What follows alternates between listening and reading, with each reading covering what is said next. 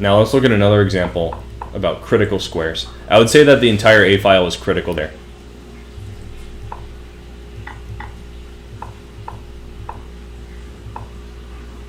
This is another game in that pawn structure that we were talking about with the pawn on e5. But this is an example where it's not so bad for black. I would posit that white is better generally in this opening, but it's a very topical opening these days. There's a major source of counterplay for black if they approach it in the right way. For example, here there's no Maroczy bind possible, so the weakness of d6 and d5 is not as pronounced. And in this position, after bishop takes f6, white has a very strong knight on d5, but black has something to play for here. So let's see, c3, with the idea of bringing the knight from its awkward square on a3 back to the center.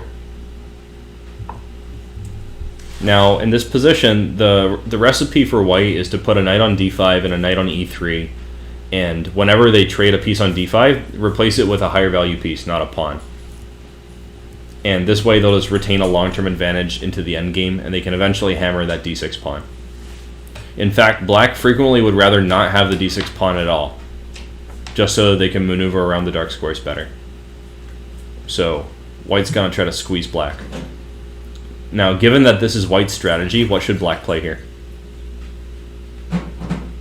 Yeah, breathe this guy. I do agree that the concept of space is really interesting. I find it actually very subtle. Even at the point where I am in chess, I'm not sure I fully understand space.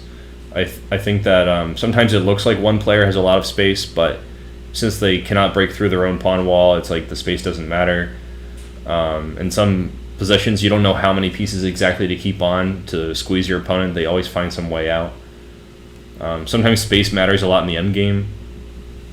It's a very subtle strategic concept.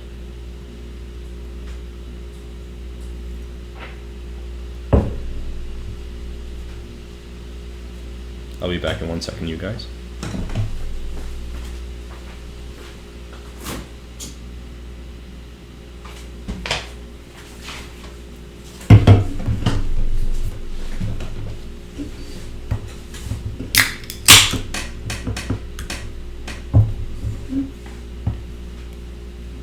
So we know what white wants to do. They want to play knight e3 and clamp on d5. So what should black do? That's the only real question.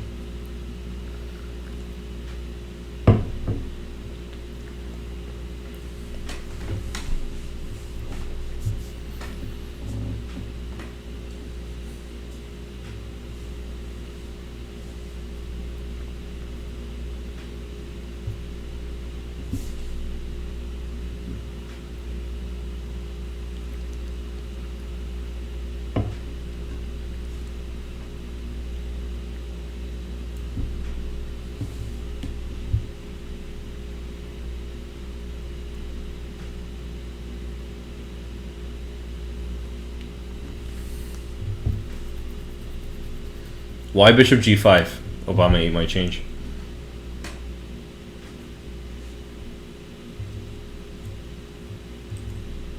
It stops knight e3. Alright, you're on the right track. Bishop g5 is the move. And its exact purpose is to trade itself for a knight on e3. I think in this position that... I'm not that familiar, but I think that the top move here is bishop d3 or a4. Something like that, or even... Actually h4, but I think h4 is a kind of subtle positional idea.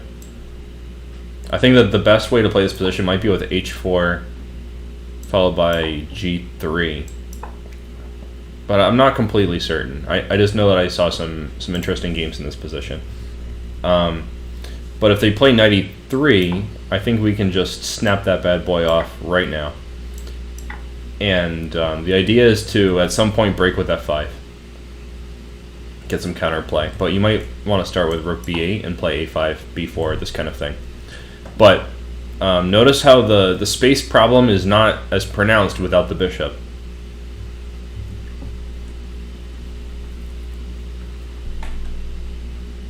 In this position, we kind of don't necessarily want to move our queen because it could end up with knight f6, g takes f6, and then our king is exposed. White's transforming their space advantage partly into a kingside attack. So That's not always true. Sometimes we can just play g takes f6 and then f5 right away. But I think that not knowing exactly when to let them do it could be very frustrating at this point in the game. So if you can just get rid of that bishop and not have to worry about it, I think it's much easier. Black has a much freer game as a result. So let's see a couple examples from my own games. These were all just theoretical examples. So we saw that trades can be good or bad because they impact your piece activity of the remaining pieces.